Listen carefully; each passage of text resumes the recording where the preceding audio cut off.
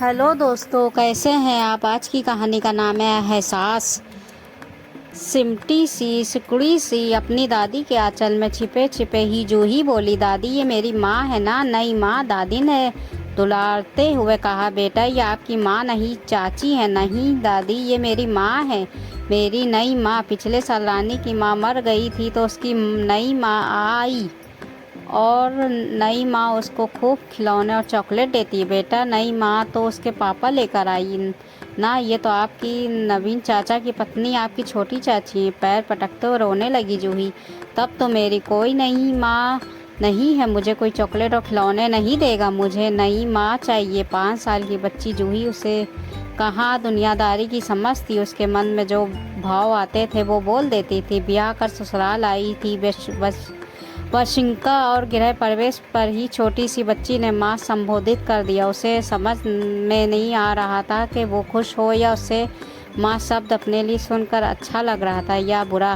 वो खुद समझ नहीं पा रही थी। फिर भी आगे आकर माँ जी ने कहने दीजिए ना, माँ ही बड़ी हो जाओगी तो खुद समझ जाएगी। जूही को पास बुलाकर बोली, वंशिका आजा बेटा, मैं तेरी माँ ही हूँ। जूही लिपट गई वंशिका से और वंशिका ने भींच कर गले लगा लिया। जूही की माँ बीमारी के चलते चल बसी। जूही से बड़े 2 भाई बहन और थे।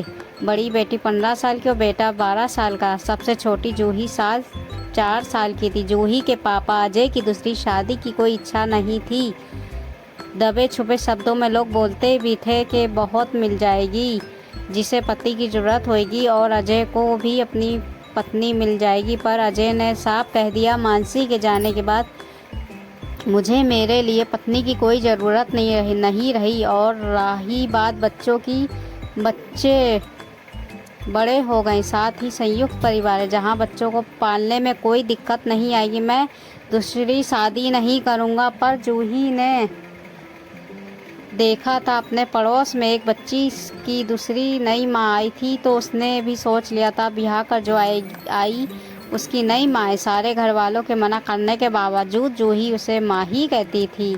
माँ खिलौने दो ना, माँ चॉकलेट सा खूब लड़ाती थी जूही वंशिका से। वंशिका को भी औपचारिकता करनी पड़ती थी। धीरे धीरे जूही आदत बन गई वंशिका की। जूही ने इतना स्नेह लुटाया कि वंशिका की ममता जूही के लिए पूरी तरह जाग गई। उसे भी जूही में अपनापन लगा। वो अपने पति नवीन और जूही को मिलाकर सैयब का एक परिवार समझती थी।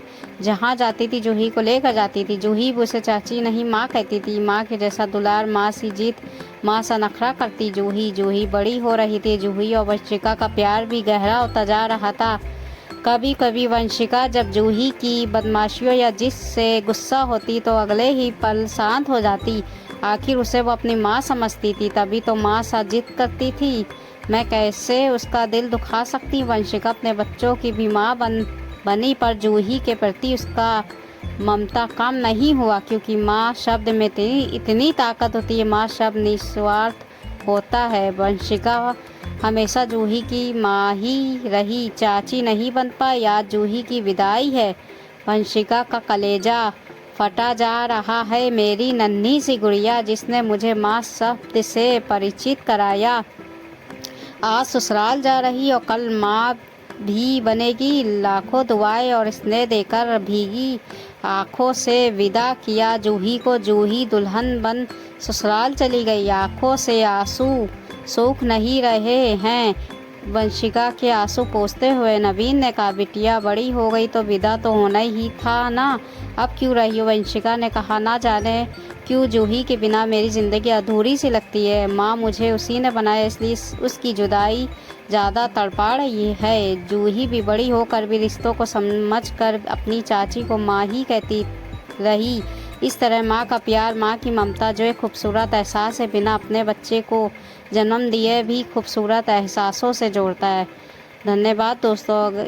इस कहानी को लेकर आपकी क्या राय है। कहानी अच्छी लगी हो तो सहाना हिंदी कहानियों को लाइक करें और सब्सक्राइब करें। मिलते हैं अगली हिंदी कहानी के साथ। तब तक के अपना ख्याल रखिए, दुआओं में याद रखिएगा।